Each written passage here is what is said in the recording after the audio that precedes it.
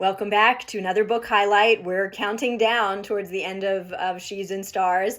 And in this one, it's going to be chapter 31 and a character insert from Joseph's father, Jacob. And I'm combining them because I'd like to contrast sort of how Joseph and Jacob handled the struggles and losses of their lives. And of course, I've dramatized all of these things for the novel, but it is pretty obvious from scripture if you read the Genesis story of Joseph and you really slow down and appreciate what the Bible includes and why, it's obvious that Jacob struggled with feeling stuck inside Joseph's disappearance, that he refused to engage with the rest of the family, that he allowed some bitterness against God to grow in his heart.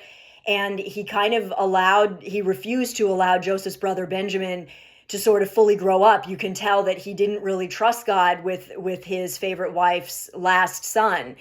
And in contrast, as we've been saying in previous videos, Joseph proved by the way that he handled the blessings of God that he hadn't been wasting all those years of hardship.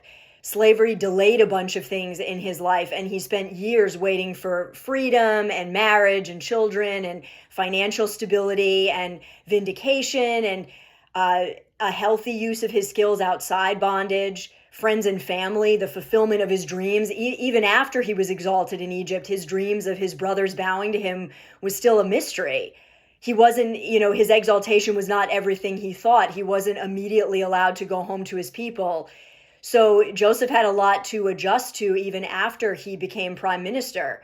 So he went through a lot of struggle and hardship and injustice before that, abuse and unfairness and loss and lack. He had to grieve a lot of things over time and release them into God's hands, not sure if he'd ever experienced them. And yet we can see by how he stewarded the blessings of God that he wasn't just wasting time in bitterness all those years. He continued to move forward, blessing God and leaning into his strength for any and every opportunity he was given. He saw everything as an opportunity for God to show off, and so he did his best, and God took care of the rest. But now in chapter 31, Joseph has been blessed with a marriage to Asenath, the priest's daughter, who in my novel he's been in love with for years, and she's been a blessing in his life. And in Jacob's insert, Joseph's father is finally starting to wake up to the life and family around him, finally able to appreciate his other sons and the blessings in his life. He's realizing that grieving Joseph and acknowledging his absence doesn't stop him from fully engaging with God's goodness at work in his life currently. And we know this, but it's so hard to live that out when you feel like all you can see is the lack or the loss, the unanswered prayer, the unexplained mystery, or what hasn't worked out yet. But this is worth working on. We have to get a handle on this and grow into it, even though it's a process, because most of life is going to contain questions. And like we said last time, even God's blessings contain mysteries sometimes. In chapter 31, Joseph is trying to reconcile his new life as an Egyptian nobleman with the fact that he still hasn't reunited with his family. And now the freedom that he's been given as the prime minister of Egypt, it has just added more complication. He's not sure how that's going to fit with seeing his family again. So even when God answers our prayers, there's still a great need for his wisdom and grace to help us steward the complications that can inevitably arise.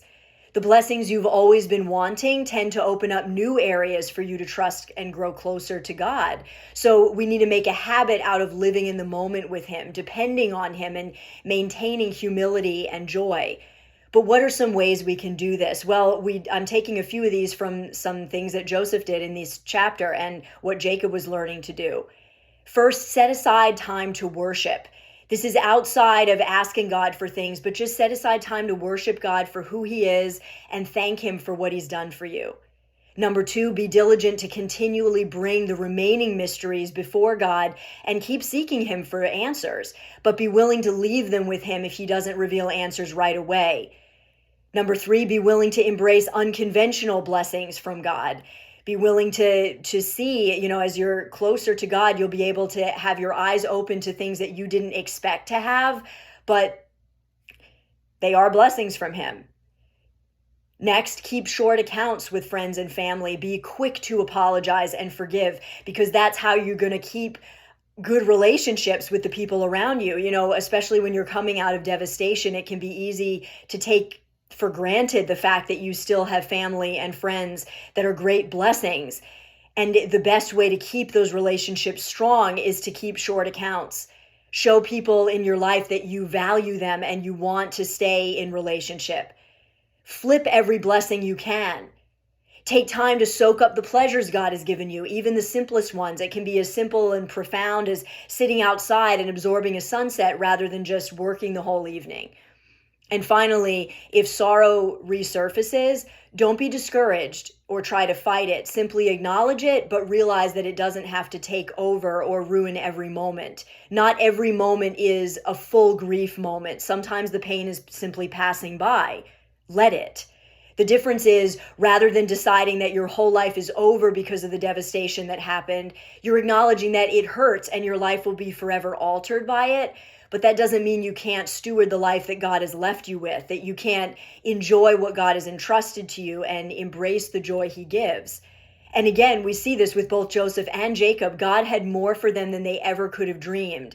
So by choosing to embrace life every day in spite of what still hurts, you're not just trying to survive, but you're honoring God and you're contributing to your own future by choosing to take another step towards it, believing that there's a tomorrow that's brighter than you can see right now, because there is.